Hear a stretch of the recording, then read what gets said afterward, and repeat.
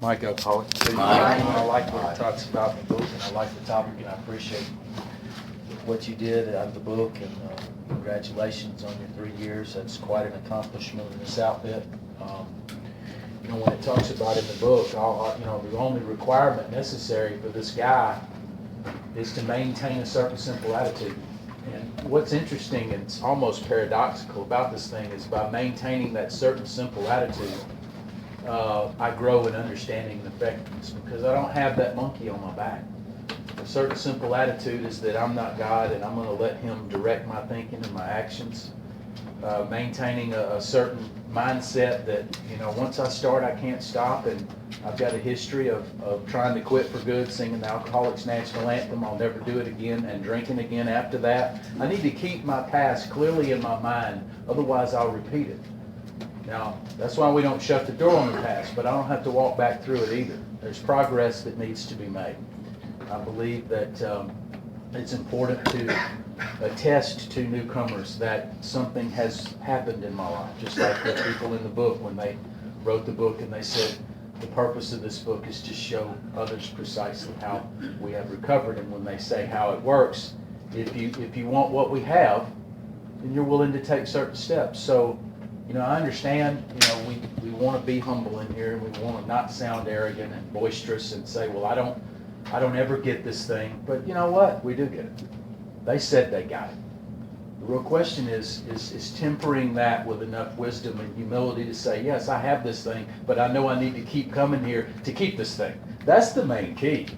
Newcomers need to hear that at some point somebody gets this thing, because if nobody ever gets it and nobody ever knows nothing, we just need to take a flamethrower to this place. But see, it's still sitting here after all these years because people do get it, and people are willing to transmit it to newcomers.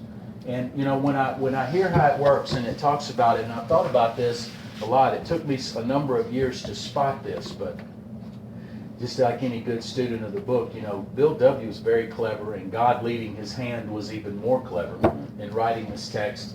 And he inserted something in how it works that I never even pondered, but then once I saw it, I started pondering it very greatly, and it ties into what was mentioned in the topic. And it talks about no one among us has been able to maintain anything like perfect adherence to these principles. And I dovetailed that with the idea that we can never get this thing, which I've already proven wrong. And I was thinking, if he chose his words very carefully, which I have been told by big book scholars that he did, that every word was placed carefully and purposefully. And sometimes I've had to look up words. If he said no one among us has been able to maintain anything like perfect adherence, why didn't he say attain? So he could have said attain and sealed the deal right there. No one among us has been able to attain. But he doesn't say it, does he? He says maintain. What does that imply? That somebody has attained it. See, the real trick about the big book is there's always a promise and there's always a warning. And sometimes it's not labeled under the heading, this is the promise, this is the warning. But in that statement lies the promise and the warning, doesn't it? It says you can attain this, sure.